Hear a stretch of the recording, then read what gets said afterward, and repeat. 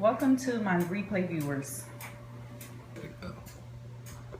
Oh my gosh, my hair looks so crazy. Okay. Hey everybody, just joined. Hey, what's going on? I'm Sex Dr. Heather. I'm here with a special guest today. My usual Janae, the classy sexologist, is not with me. I am out of town for my birthday celebration, and I'm with a really good friend of mine who is an expert, and I'll let him tell you what his expertise is in. It just happens to be under the same umbrella of what I do, and I would like for you guys to tell me where you're scoping in, like where you watching us from. Remember, share this. Thank you for the hearts. Okay, to all the new people, if you're just joining us for the first time, this is Sex. This is a show that I do with Janae. Hey, what's going on? Ohio, Philly.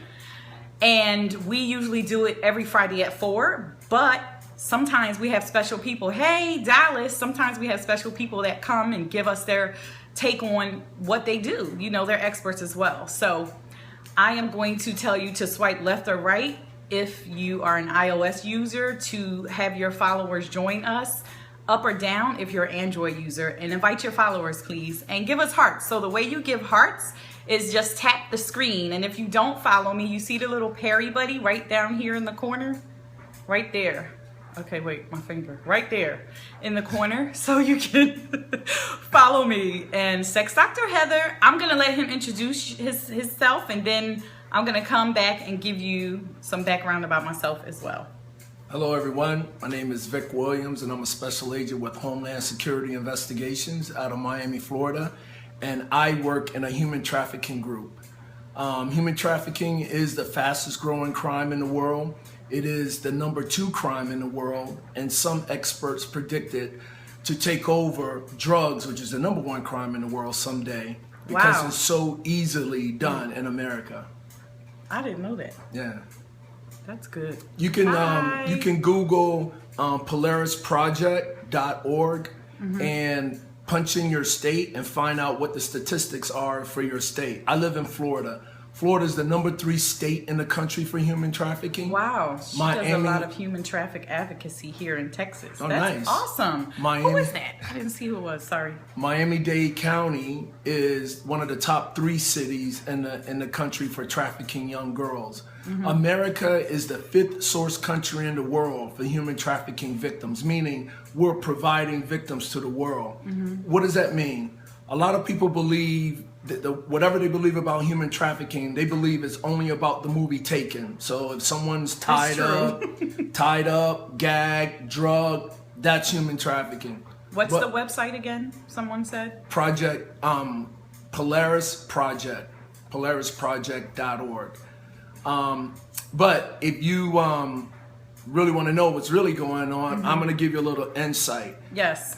So I could tell you, if you were sitting in one of my presentations, I would have about 12 stories about horrible things that have happened to young girls throughout this country in your backyard. Stories like girls, a young girl who ran away from home because she got a bad grade. And she thought, hey, I'll be gone for a couple of hours a day at the most. When I get back home, my family will forget about the bad grade and, everything will be cool. Well, 3 years later, when they find her in another state, she was arrested for prostitution, that they realized she was a young girl missing from Washington State. So there's stories after stories. And so one of the things that I ask the people when I do my presentation is just imagine for 1 second that any of those girls is someone that you love, someone you care about, or you. It could be you. Because at the end of the day, guys, this can happen to anyone. Anybody. I would give you some statistics. One of our neighboring cities is Fort Lauderdale. Last year, out of the 77 victims, kids that they found trafficked in Fort Lauderdale last year, 50 of them came from the regular community, which means they didn't come from, the poor community or at-risk community. They came from regular communities, which means their mothers and fathers were professionals. Thank you. I mean, it can happen to anyone. And traffickers are seeking They're recruiting kids because kids are easy. You know, they're not quite developed yet. They're making crazy decisions. Any family can have an issue with their kid, and that can draw a line that they're not communicating properly. And these guys thrive on those type of opportunities to meet your kids out in public, get them in a compromising situation, invite them to parties, drug them, take pictures, blackmail them and doing certain things. Now, I know this sounds kind of crazy, but it's true. This is what's happening. And even not on that extent, you could go to different places. You could Google human trafficking. You could YouTube human trafficking and listen to all the horrific stories. So just imagine for 1 second, these kids or women are someone you love and care about. Now, I don't need another story. Unfortunately, we're going to have a lot of stories before this country gets to the level in dealing with this the right way. The second thing that I tell people when I'm doing my presentation is this. In order to change anything in your life, the first thing you have to do is change the way you think about it. So tonight, I'm hoping to provoke some type of mindset change and give you some information, and hopefully you'll think a little different so that we can look at this differently. Because the more that we're educated with this issue, once we understand it, we will force our lawmakers to make laws to support what we want. Just like domestic violence years ago. It's funny, years ago it was okay to beat your wife. And then somebody woke up one day and go, hey, that's not cool. And it took years of educating America to say this is not good. Then it took another 10 years or more for lawmakers to actually make laws to support, what the people wanted. So let's go with human trafficking. So wait a minute.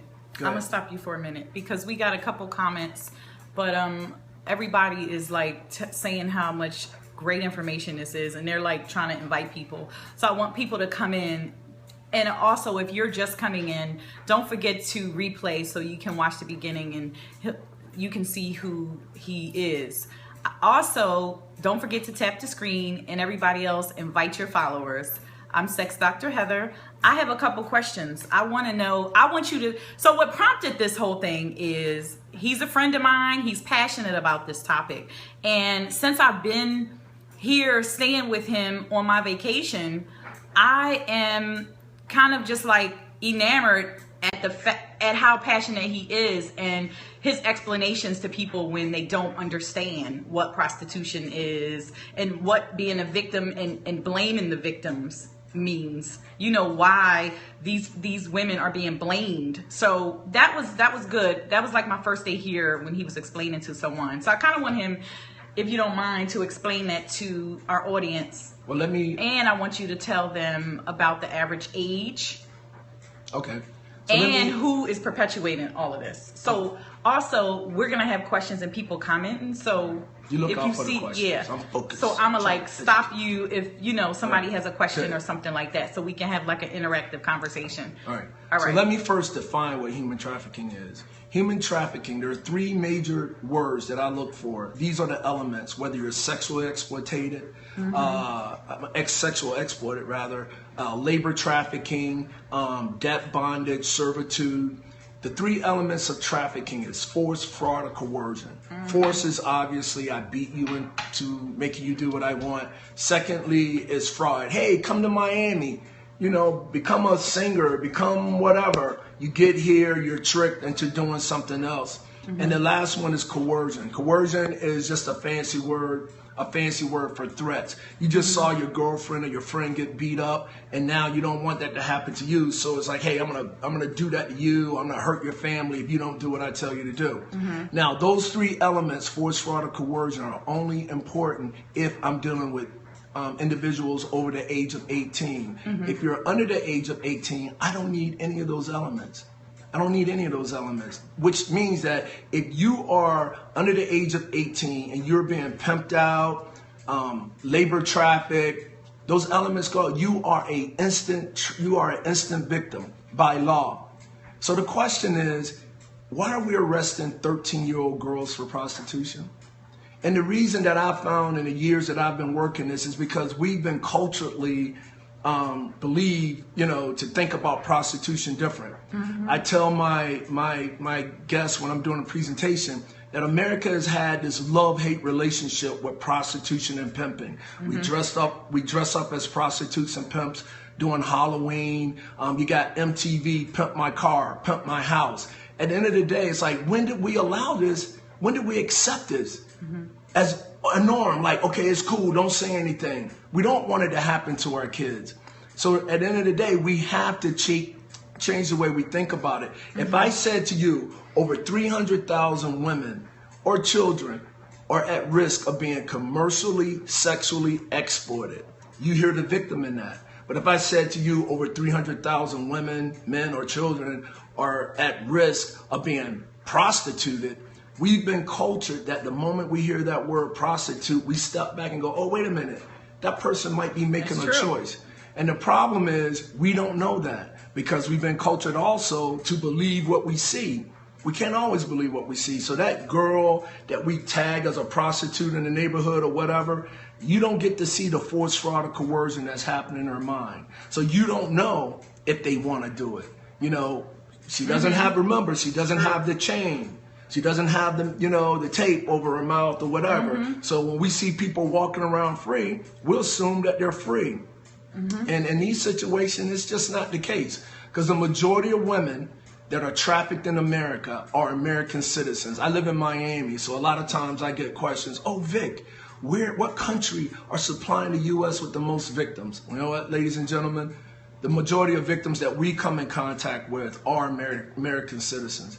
Do we get victims from other countries? Yes, we do. So we've come a long way. What are some of the signs to tell if a girl has been trafficked? Well, depending on her age. I mean, if you know, say a young girl, she doesn't have a job, she goes to school, but every now and then you've seen her with the best shoes, the best purse. She always got, may not have cash, but she always have a brand new iPhone. You wonder, well, where'd you get that phone? Young girls with older boyfriends, women, bruises, tattoos. These guys are so evil. They're tattooing girls. I got a picture in my phone that one day I saw on Facebook. And it's a picture of a young girl with the word loyalty tattooed on the side of her face. So when I looked at that picture and looked at all the comments, I heard all these nasty comments. Oh, that girl is stupid. She's dumb. She's never going to get a job. I mean, it was hundreds of them. So I finally tapped in and say, any of you people consider this could be a human trafficking victim? I heard crickets. No one said anything. Of course. So the thing is that we really have to educate ourselves. Sweden is the only country that there's nothing perfect, but Sweden is the only country that I believe that handled this the best way so far. Now, I want you to wrap your head around this. In Sweden, it's legal to sell sex, illegal to buy it. So when I say that, who is the target audience? Who are we targeting? Who are they targeting? They're targeting the Johns, the people who are creating the market. So if we don't ever, address this, as long as you got people buying people, you'll have people selling. And so when I saw this article the other day and talked about how the country had to understand it before they can make laws to support it, the country had to buy into what is prostitution, what is trafficking, what are the victims, what are the trauma issues, how do people get into it? They had to learn that. Now, no, I'm not advocating for legalizing prostitution in America because this country is not ready for it. And I think if we... question. I was going to say, how far off do you think America is adopting something like Sweden? But I know the answer. I just want we're so you guys far know off the answer. Of this country understand. I still got, police officers, We don't even teach about sex education. Right. So I can't, we got girls as young as 12, boys as young as 11 years old being, trafficked. And so when the police department had to buy into it to understand what it is, I didn't walk into this job 25 years ago knowing about human trafficking. And just 6 years ago, I couldn't tell you the difference between human trafficking and human smuggling because I was doing something totally different. Is there a safe place these girls can go for protection? Yeah, well, that's the thing. One of the biggest problems that I see with human trafficking for our country is that we don't have a national human trafficking agency. Right. And so it's every state and every city for itself. And some states, right? Correct me if I'm wrong. Some states have better control around this than others? Well, they have a better understanding, Yeah. and the people come together. Well, the state of Florida is one of them. Although we're number 3, we have a great state attorney in Miami that's doing great things. You know, it took the country to allow this to happen, and it's going to take the country to resolve it. But getting back to the point of just understanding, legal to sell, illegal to buy. Sweeten goes as far to say, if a guy is soliciting a prostitute, that's a crime of rape. The article is serious, but that's how far we really have to go to protect people. And so until we start taking these stands, I know Florida's made some changes in their laws concerning Johns. We've also done some laws to protect young girls. There's a law called the Safe Harbor Law, which maybe only 26 or less states have. And what that law is, it gives law enforcement officers other options than arresting the young girls. But imagine, there's still places in this country arresting 13-year-old girls for prostitution because culturally, we still haven't caught up with this problem and understand it. When I do my presentations to police departments, I tell them, I say, listen, these women or men or young people were not born into this situation. We got to think, how did they get there? You know, they weren't born there. And what that is years and years of abuse that was never resolved in their lives, which made them vulnerable. And these guys are excellent at manipulation. They're excellent. That's all they do is travel around looking for people to manipulate and get them in that situation of that they're already vulnerable, but get them in a situation where they feel like they don't have a place to go or nothing to do, and they're relying totally on these guys. There's a couple types of pimps, but one of the pimps that we deal with that is most dangerous, of course, the gorilla pimp that beats up girls. Eventually, I say, well, maybe one day the girl will get tired of beating and leave. But then there's this Romeo pimp. This guy doesn't beat the girls, but he's so deep in their head. God, that is so hard. The hardest part of my job is when I meet a victim of human trafficking. And I had to learn not to have an expectation. You know, we're Americans, another cultural thing. If I'm helping you, I should expect you to do what you're going to do if you need my help. But in these situations, these victims are so traumatized. They're so traumatized, and people don't even understand that, first of all, that when we have human trafficking cases, I have to bring in experts to explain to the jury why they didn't leave. Because we want to know why they didn't leave. That's the first question. Why? But she was 11 and 12. What do you mean? Remember, we go back to domestic violence. We were asking that same question. Why are the women not leaving? And so we learn about a lot of things, why they didn't leave. And men were taking advantage of that. Until we change some laws in domestic violence, it's still an issue, but it's a more awareness thing. People are more educated about it, and we're handling it a lot better. But not all states, only a few states. So when you look at our different systems, what would you say is the biggest system that needs to buy in and understand about what's going on? Well, the law enforcement. I mean, these guys tell these girls nobody care about them. Law enforcement going to arrest you. And what have we been doing? We've been arresting them. We've done, we treat them like crap. We don't look at them as victims. We don't even give them the opportunity. And because, again, culturally, if I come across these girls and they got bad attitude, they're lying to me. I had to learn to expect that. That's why I don't have an expectation. Because if they had it together, they wouldn't be in a situation. So why should I expect them to respond to me as if you, as a friend, come to me, Vic, I need your help. So you got to learn they are, I don't want to say damaged, but they are. Traumatized. They're traumatized. It's trauma. And people don't understand that. The Stockholm Syndrome, people don't even know what that is. It's real. It's real stuff. One of the doctors that we used in one of our cases is Dr. Frank Oxberg. Now, Dr. Frank Oxberg testified in the Castro case. Do massage parlors have 100% trafficked girls, do you think? Not 100%, but it's a major problem. And if Heather can remember that question, I'm going to tell you how some of the cities are dealing with it in Miami. But Dr. Frank Oxberg testified in the Castro case, the guy that was in Cleveland that had kidnapped the girls for 10 years. And remember the McDonald's guy? I was going my way to McDonald's and this girl was yelling. Anyway, just a little humor. So this guy in his in his sentencing, the one girl, the one victim that testified that how horrible it was, how much, it was horrible. And this guy stood up and go, oh no, it wasn't always bad. We had love. We were a family. And Dr. Frank Oxford had meant to say, no, that wasn't love. That was survival. Because if they didn't do what you told them to do, they may not have eaten that day. You may have beaten them. You may have chained them to the bed. So that's trauma. And people got to understand that sometimes, people do this stuff just to survive because they don't have other opportunities or know of other ways. Hence, that's why I love the Sweden model, because they look at these girls and they would bring them off the streets and provide them services to have a better life. So we really have to really start changing the way we think about it. Stop, promoting and glorifying pimping. A pimp is a trafficker. A trafficker beats, hurts, kills, and it's all for their greed. It's all about money. We have girls. People think pimps don't exist. You know that? I know. People think they're not pimps anymore for some reason. Well, I'm not sure. Well, that's because we're learning about human trafficking, and maybe we're starting to call them traffickers, which what they are.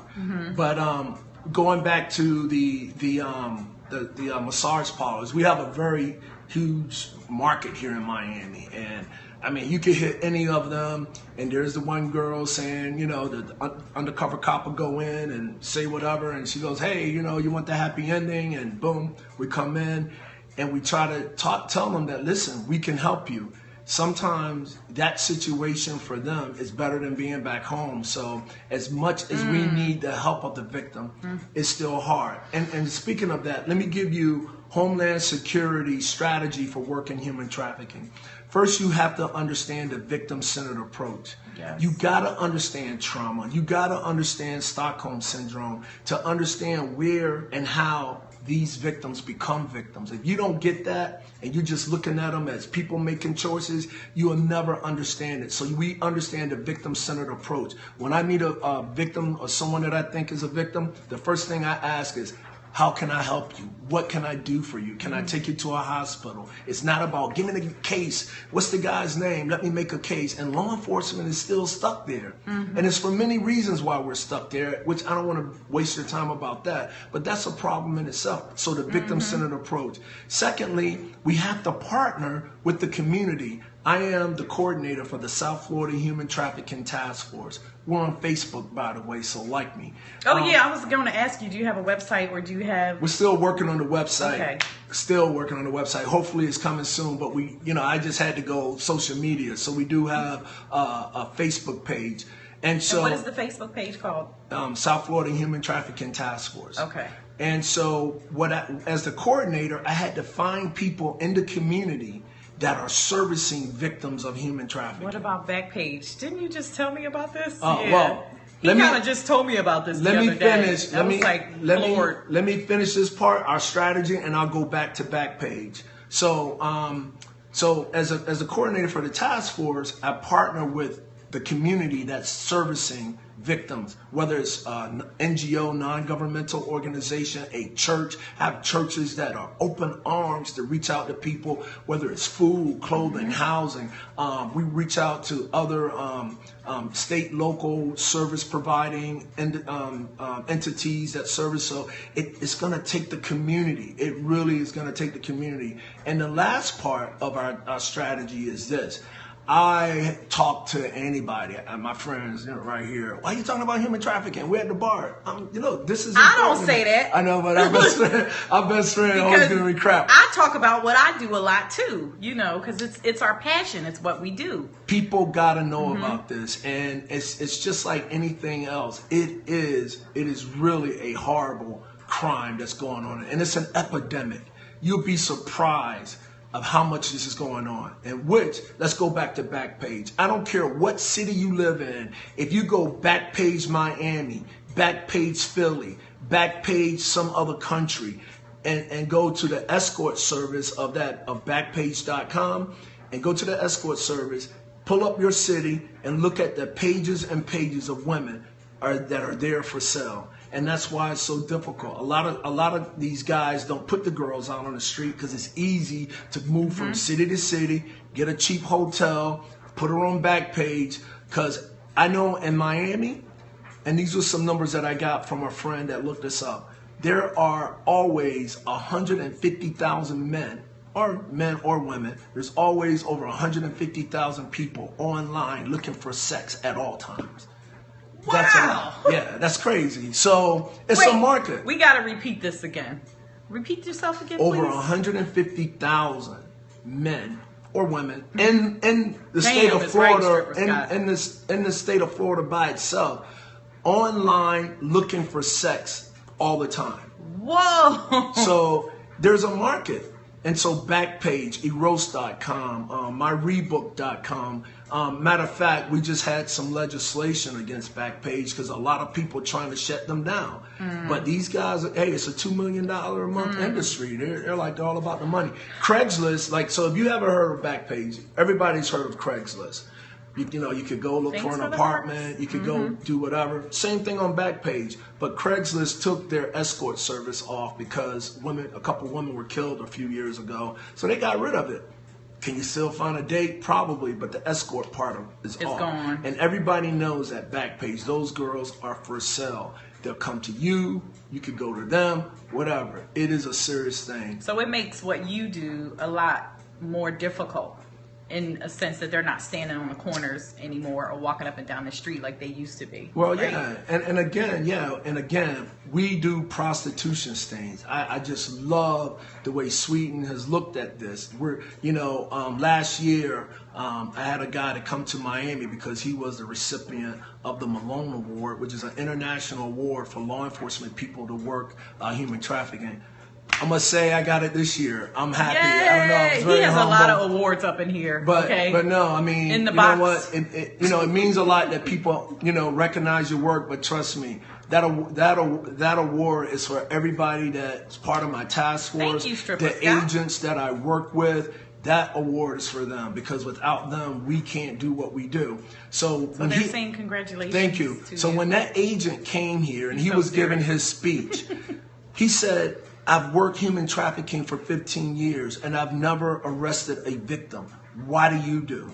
And we had very important people in that room and you could hear a pin drop. Meanwhile, I was going, yeah, but I couldn't really say anything, But at the end of the day, and he goes, Vic, why are you guys arresting victims? And the only answer I had for him is because it's culturally, we still don't understand. We're still blaming victims for being victims in some cases. Yes. We're still That's looking a whole nother scope. It is. I think because we do, that's part of that perpetuates the problem. We're blaming these people for being kidnapped and traumatized and brainwashed and taken from state to state. And arresting them in the interim of blaming. Well, a lot of people that do what I do in my world, whether it's law enforcement and other social or groups, NGOs, they go, let's not use the word prostitution. Let's use, sexually, commercially sexually exploited. Let's start using these words and get away from prostitution.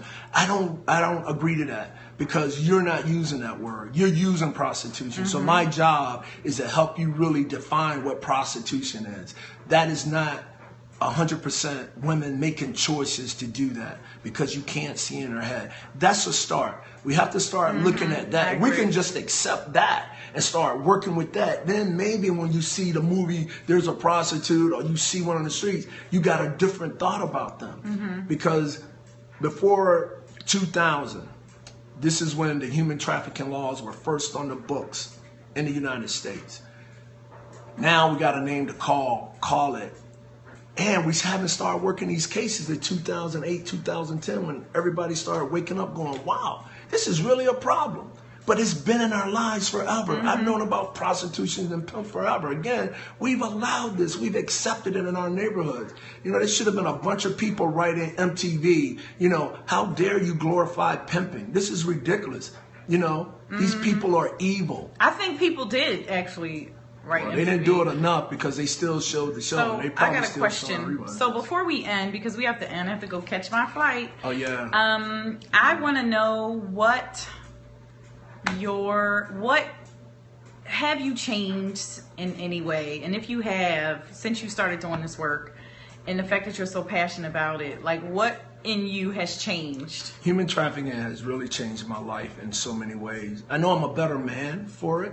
I've been a sailor. I've served my country in the Coast Guard. I've been serving my country for 33 years. That's all I know. So I've traveled the world. I've been there, done that. I've done a lot of stuff that, knowing what I know now, I'm like, man, you know, what the hell was I thinking? And sometimes I think if most men knew what I know about human trafficking, you can cut out a lot of people. You know, our culture, what do? You get married, you got a bachelor party. What do? Strippers, prostitutes. I mean, this stuff is culturally built into our system.